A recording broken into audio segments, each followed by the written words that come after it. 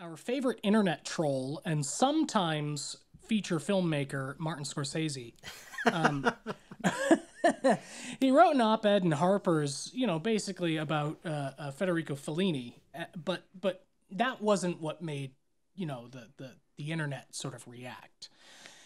He made the case about the word content and what it means, and he made a very intelligent and nuanced point that, of course, intelligence and nuance never belongs on the internet. And he's an old man. He doesn't know any better. But let me quote a little thing here. Flash forward to present day, as the art of cinema is being systematically devalued, sidelined, demeaned, and reduced to its lowest common denominator, quote, content.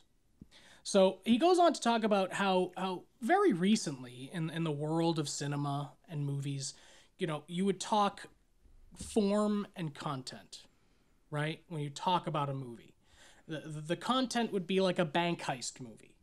The form would be what the filmmaker would bring to it. So for example, if you're watching a movie like The Town, okay, and they're doing a bank robbery scene, you've seen millions of bank robberies, right?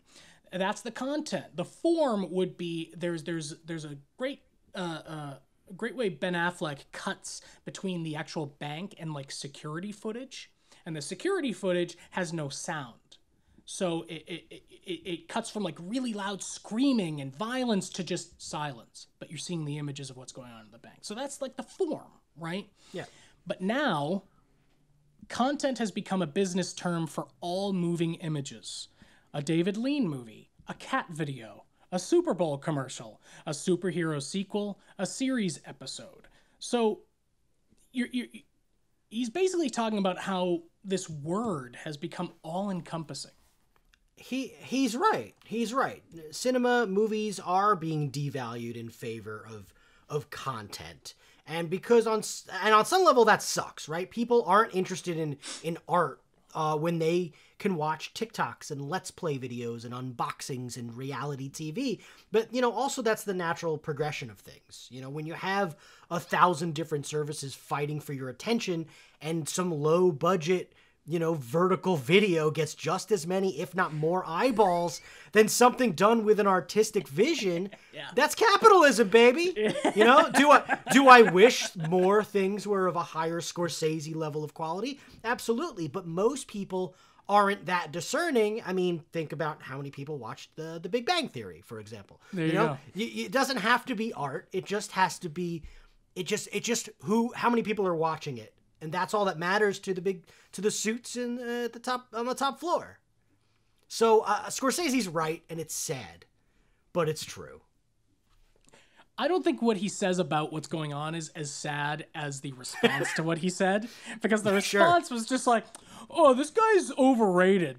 I'm just whoa. Oh, yeah. Okay, hold on. This guy has spent his entire adult, his entire second half of his life to the restoration and preservation of films that otherwise would be decaying in cans places, so that but who needs that shit, right, Garrett? Right. We could just have cats and otters wrestling around in someone's living room and making cute noises in a vertical video.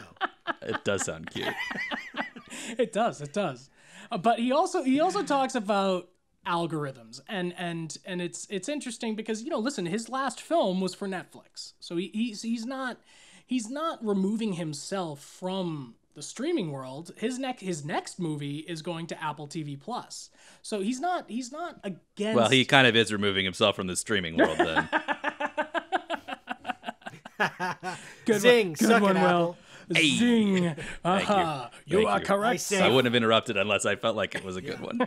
We say, all staring into our Apple laptops. True.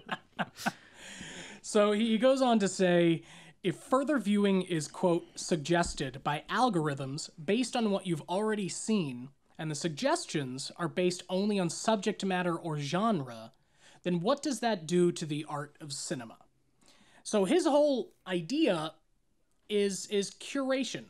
Curating isn't undemocratic or, quote, elitist. a term that is now used so often that it's become meaningless. It's an act I mean, of you're pretty elitist, Garrett. I am. Mr. Peloton over here, very elitist. It's an act of generosity.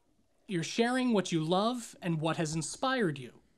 Okay? Algorithms, by definition, are based on calculations that treat the viewer as a consumer and nothing else. I mean, what does Scorsese know? He's an old man who made Goodfellas. PewDiePie's farting into a microphone, and it's justice, and it gets way more views. So It's what Greg said. It's he's right, and it kind of sucks. I don't know that there's an answer for it. I mean, I think we can shake our fists at it all we want, and we can hope that people will still appreciate artistic cinema or art in general, but you can't, just because we want that to happen doesn't mean it's going to. And I don't think there's any way to actually design, maybe there's a way to design an app that would like actually try to fix that, but I don't think it's not what human condition is. It's not what humans want right now. It's like we do want something mindless that we can just click on and continue to scroll through. And unfortunately, that's the way it is. It's funny you mentioned Criterion, or Scorsese did, and that's the curated stuff that he's talking about. That's a streaming service that exists that we've never spoken about on this podcast. Yeah. They have only high quality films and content, foreign films, and like stuff that we should all be exploring and deep diving into. But that's not the service everybody's clamoring to and running toward. So, he's right, and it's there and it's accessible. And if you want to find something that's curated in that way, it's there for you, but it's not at the top of the conversation. Scorsese closes it out by basically saying, those of us who know the cinema and its history have to share our love and our knowledge with as many people as possible. We have to make it crystal clear to the current legal owners of these films that they amount to much, much more than mere property to be exploited and then locked away. They are among the greatest treasures of our culture, and they must be treated accordingly. I was mostly just shocked at how people responded.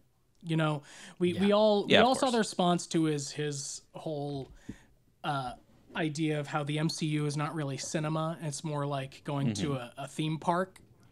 And in a way, I get what he's saying. It wasn't quite as well crafted as this essay, which I think he learned his lesson from the MCU. Hot take.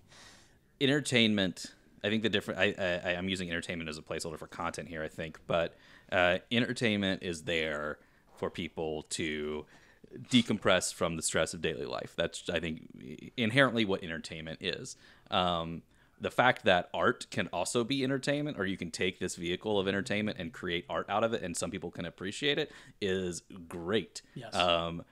At the end of the day, though, the money is going towards entertainment. And if people are going to continue to just consume what is easy to consume and provide them the little drops of serotonin or whatever, then they're going to just keep doing that. And he's right that there is a good chance that the art piece of that ends up getting locked up somewhere. And I think that is the thing that's most interesting about it to me, is there are people that own this, and they have, incentives to either push that towards more people or to keep it locked away. And it's unfortunate that I think that there is a possibility that a lot of these cultural pieces of art will be locked away somewhere because it doesn't match up with the bottom line of what a boardroom wants to have. So again, as Greg put it about 15 minutes ago, it's capitalism, baby.